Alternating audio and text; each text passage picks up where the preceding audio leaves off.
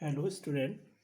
आज हम संख्या पद्धति के पहले पार्ट के प्रश्नावली 1.6 को हल करने का प्रयास करते हैं। उससे पहले इसको हल करने के लिए, प्रश्नावली को हल करने के लिए, इसमें जो घातांक के नियम है, वास्तविक संख्याओं के लिए घातांक के नियम, इनको समझ लेते हैं। इन नियमों को आपने पहली निचली कक्षाओं में कर चुके हैं। पहला नियम है a की घात m गुणा a की घात n।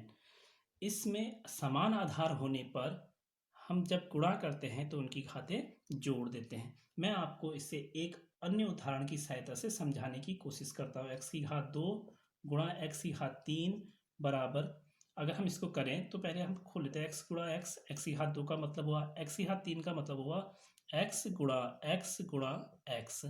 तो ये हो जाएगा x की घात, अगर हम इसे गिने 1 2 3 4 5, तो x की घात 5 अर्थात x की घात 2 प्लस 3। इसी प्रकार से दूसरा नियम है a की घात m अपॉन a की घात n बराबर a की घात m माइनस n। इसको भी अगर आप उदाहरण की सहायता से समझने का प्रयास करते हैं तो ये इस प्रकार से a की घात 5 बट्टा a की घात 3। a की घात 5 का मतलब है a गुणा a, यानी कि सॉरी x गुणा x की 5 बार गुणा, और नीचे हो जाएगी x की घात 3 का मतलब हो जाएगा x गुणा x। इसमें से हम देखें, इस x से ये x कैंसिल हो गया, इससे ये कैंसिल हो गया, यहाँ से ये कैंसिल हो गया, यानी कि क्या बचा x की घात 2। और अगर हम इसको देखें तो इसका मतलब हुआ x की घात 5 माइनस 3। यह हमारा घातांक का दूसरा नियम हो गया। इसी प्रकार से अब हम चलते हैं घातांक के अन्य नियम, तीसरे नियम की ओर को। घातांक का तीसरा नियम है a की घात m की घात n, और इसको हम लिखते हैं a की घात m गुणा n। चलिए इसको भी उदाहरण की सहायता से समझने का प्रयास करते हैं। हम कोई चर ले लेते हैं x की घात 3 की घात 2। इसको करते हैं x की घात 3 की घात 2 को हम लिखते हैं x की घात 3 गुणा x की घात 3। अब समान एक ही आधार है, एक ही आधार होने पे घातें हमारी क्या हो जाती हैं, जुड़ जाती हैं, तो x की घात 6 हो जाएगा। इसको हम, इसी को ही हम इस प्रकार से भी लिख सकते हैं, x की घात 3 गुणा 2, यानी कि x की घात 6। अब चलते हम अगले घातांक के नियम की ओर। तो अभी तक हमने घातांक के 3 नियम कर लिए हैं, अब हम चौथे नियम की ओर चल रहे हैं। घातांक का जो चौथा नियम है वह a की घात m गुणा b की घात m है। इसको हम लिखते हैं a b की घात m।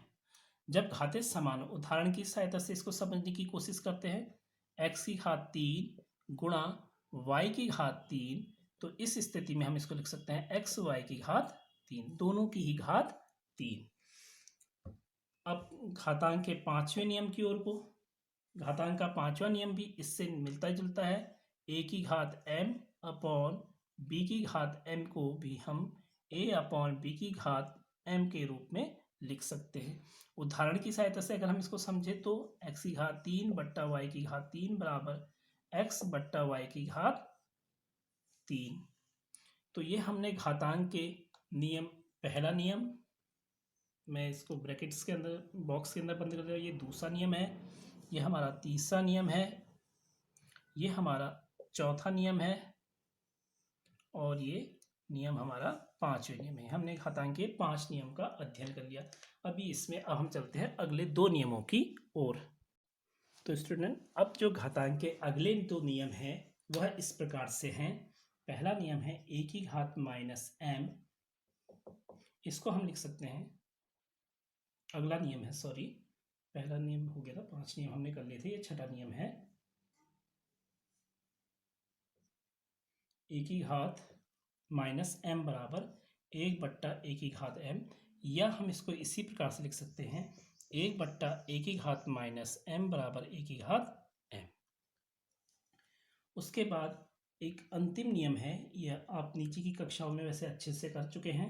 a की घात 0 बराबर 1, किसी की भी घात अगर 0 हो तो उसका मान 1 के बराबर हो सकता है। तो स्टूडेंट्स, हमने यहाँ पर घातांक के नियमों को समझ दिया है। देख लिया है। अब हम चलते हैं इसकी प्रश्नावली 1.6 की ओर।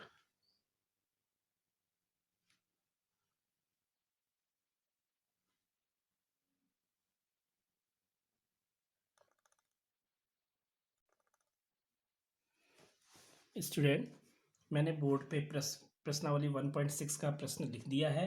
प्रश्न इस प्रकार से है, ज्ञात कीजिए कि पहले प्रश्न का भी पहला पार्ट है 64 की घात 1/2, दूसरा प्रश्न है 32 की घात 1/2 और तीसरा प्रश्न है 125 की घात 3।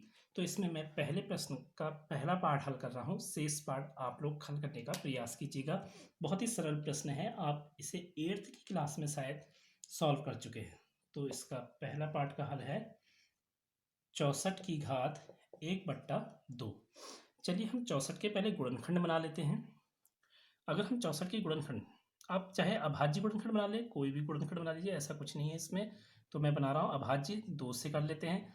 2 तियां 6, 2 दूनी 4, फिर 2 से चले जाएगा 16 बार, फिर 2 से 2 अट्ठे 16, फिर 2 से चले जाएगा 2 चक्को 8, 2 दूनी 4, फिर 2 एकम 2। तो 64 के जो हमारे अभाज्य गुणनखंड बने, तो इसमें 2 कितने बार आ रहा है, 1 2 3 4 5 6। तो ये आ गया 2 गुणा 2 गुणा 2 गुणा 2 गुणा 2 गुणा 2, यानी कि 2 की घात 6। और इस पूरी की घात थी हमारी 1/2, इसकी भी घात हमारी 1/2। अब यहाँ पर हम नियम लगा देंगे, a की घात m की घात n बराबर a की घात m गुणा n, याले नियम से इसको सॉल्व करेंगे। तो 2 की घात 6 की घात 1/2, इस नियम से इसको हल कर देंगे। ये हमारा रफ वर्क हो जाएगा जो हमने यहाँ पे ये निकाल दिया है। तो ये आएगा 2 तियां 6, तो ये आएगा 2 की घात 3। 2 की घात 3 का मतलब क्या हुआ, 2 गुणा 2 गुणा 2, यानी कि 2 चक्को 8। तो ये हमारा उत्तर 8 आ गया।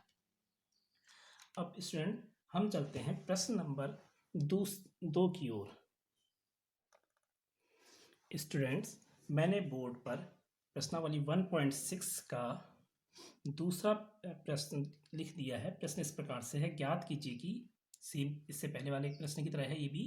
पहला प्रश्न इसमें है 9 की घात 3/2, दूसरा प्रश्न है इसमें 32 की घात 2/5 और तीसरा प्रश्न है 16 की घात 3/4।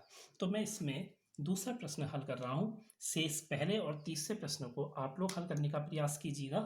तो प्रश्न है 32 की घात 2/5। इसमें भी उसी प्रकार से हम क्या करेंगे, 32 के अभाज्य गुणनखंड लगा लेंगे।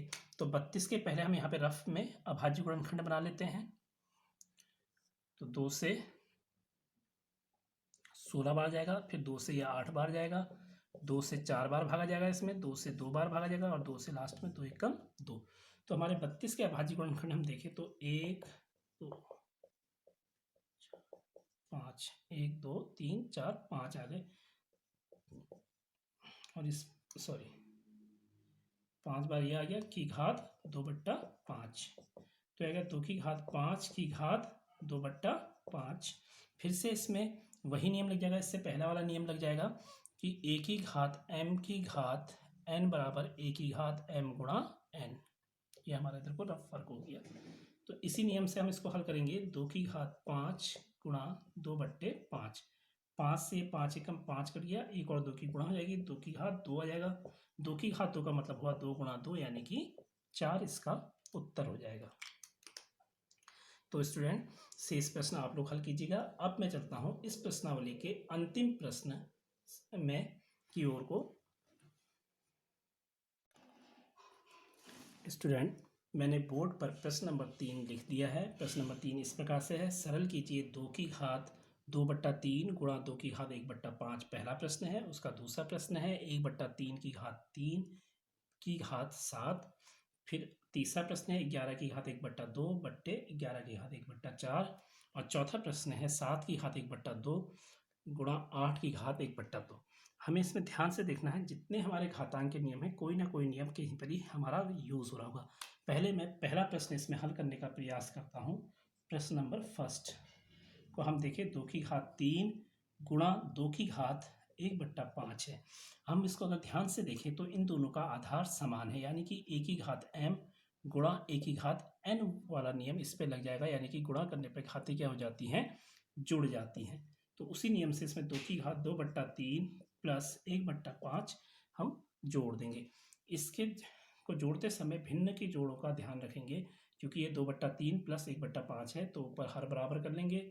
आप जानते हैं कि इनके हरों को किस प्रकार से बराबर किया जाता है, लॉसो लेकर के। 3 और 5 का हम लॉसो लेंगे तो इसका लॉसो 15 आएगा, तो इसको 5 से गुणा कर देंगे, इसको भी 5 से गुणा कर देंगे, इसको 3 से गुणा कर देंगे, इसको भी 3 से। हरों को बराबर कर लिया, यह आएगा 2 की घात 10/15 प्लस 3/15।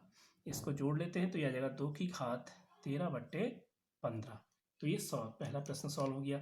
अब मैं साथ ही साथ प्रश्न नंबर 2 को भी यहीं पर ही, इसके प्रश्न नंबर 2 को भी यानी कि सेकंड पार्ट को भी सॉल्व करता हूँ। 1/3 की घात 3 पूरे की घात 7। अब इसको ध्यान से देखिए, a की घात m की घात n प्रकार का यह सवाल है, तो इसमें यह वाला नियम लग जाएगा। इसका आ जाएगा a की घात m गुणा n, तो यहाँ पे आ जाएगा 1/3 की घात इस पूरी की घात 7। 1 की घात 7 का कोई मतलब नहीं हुआ, वो एक ही रहेगा, और यह आएगा 3 की घात 21। अब हम चलते हैं प्रश्न नंबर 3 और 4 की ओर, तो किस प्रकार से सॉल्व करेंगे इसको देखते हैं। स्टूडेंट, बोर्ड पर मैंने प्रश्न नंबर 3 का तीसरा प्रश्न लिख दिया है। इसको ध्यान से देखिए कि इसमें कौन सा नियम या घातांक का नियम लग रहा है। यहाँ 11 की घात 1/2 है और यहाँ 11 की घात 1/4 है। अगर हम इसको ध्यान से देखें तो यह नियम a की घात m अपॉन a की घात n वाला नियम लग रहा है, तो a की घात m माइनस n वाला नियम इसमें हम लगा देंगे। 11 की घात 1/2 माइनस 1/4, यह भी भिन्न की, यहाँ पर भी हमारा भिन्न का घटाना है, हरों को बराबर करते हुए इनको कर देंगे। यहाँ हर को बराबर करने के, यहाँ 4 है, यहाँ 2 है, तो यहाँ 2 से ऊपर नीचे गुणा कर लेते हैं। 2/4 माइनस 1/4 घटा देते हैं तो उत्तर आ जाएगा 1/4। अब प्रश्न नंबर तीसरे के चौथे की ओर चलते हैं। यह 7 की घात 1/2 गुणा 8 की घात 1/2। अब आप अगर इसको ध्यान से देखेंगे तो इसमें आपको पता चलेगा कि a की घात m, देखिए दोनों की घात बराबर है, तो हमारा एक नियम है b की घात m, e की घात m गुणा b की घात m बराबर a b की घात m, तो इसमें यह वाला नियम लग जाएगा। हम इस नियम को इसमें लगा देते हैं, तो 7 गुणा 8 की घात 1/2, 7 और 8 की गुणा 7 8 56 की घात 1/2 आ जाएगा, यही हमारा इसका उत्तर होगा। तो इस प्रकार से हमारी प्रश्नावली समाप्त हुई। आशा करते हूँ कि आपको सारे प्रश्न समझ में आ गए होंगे। अगर आपको वीडियो पसंद आई तो इसे लाइक